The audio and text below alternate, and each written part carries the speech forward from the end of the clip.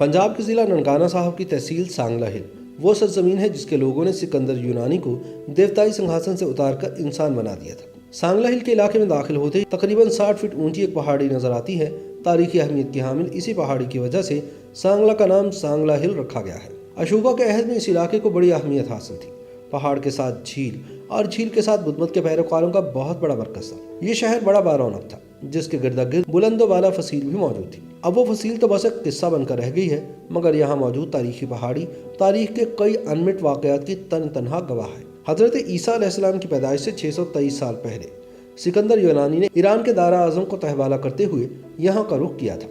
जहलम किनारे पोरस से जंग के बाद सिकंदर अपने लाव लश्कर के साथ आगे बढ़ा तो सांगला और काठिया कबीले के लोग अपनी धरती पर जंग का तबल बजाकर इसके इस्तकबाल के लिए तैयार खड़े थे। सांगला और काठिया कबीले के लोग बैलगाड़ियों और जंगी बगियों की फसील के पीछे मोर्चा जन थे। इनके पीछे एक पहाड़ी थी जिससे इनकी पोजीशन मुस्तहकम हो गई थी। सिकंदर ने अपने हल्के हथियारों से लैस दस्ते फॉलोनिक्स को पेशकदमी का हुक्म दिया, मगर सांगला के बासियों ने इसी शिद्दत से जवाबी कार्रवाई करके उन्हें पसपा कर दिया। इसके बाद सिकंदर दोबारा से अपने भारी तोपखाने, मंजनीक और भारी हथियारों से हमलावर हुआ।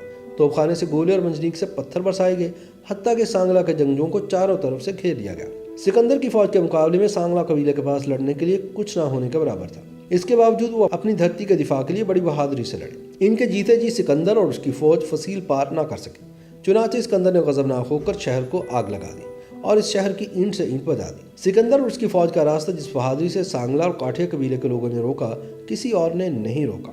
सिकंदर की फौज के 1200 सिपाही इस जंग में बुरी तरह जख्मी हुए।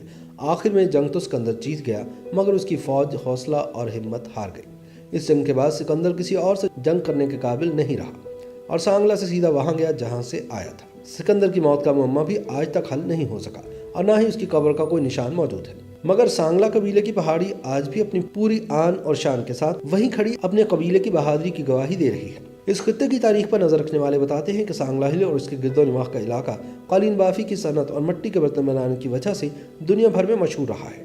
बरसगीर पाक हिंद में रेलगाड़ी ने अपना सफर शुरू किया तो लालपुर से सांगला हिल, फिर सांगला हिल से वजीराबाद तक भी रेलवे लाइन बिछाई गई। बाद में जब शाहदरा से शेखुपुरा और फिर शेखुपुरा से सांगला हिल तक रेलवे लाइन बिछाई गई तो इस स्टेशन को जंक्शन स्टेशन का दर्जा मिला था। सांगला हिल स्टेशन से पहाड़ी तक रेलवे लाइन बिछाई गई।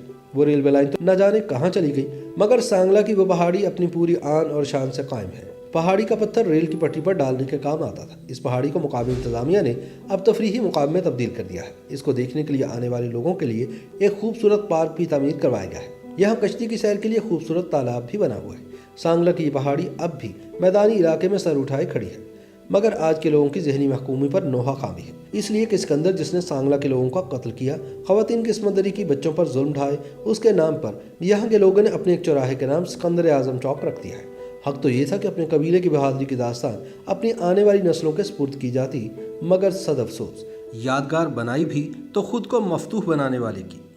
YouTube पर गूगली न्यूज देखने के लिए youtube.com की सर्च बार में गूगली न्यूज टीवी टाइप करें। गूगली न्यूज के पेज पर सुर्ख रंग के सब्सक्रिप्शन वाले बटन पर क्लिक करना ना भूलिए। YouTube पेज पर अपलोड होने वाली वीडियोस से बाखबर रहने के लिए बेल आइकन पर क्लिक कीजिए। आपको हर नई वीडियो के बारे में नोटिफिकेशन मौसूल हो जाएगा।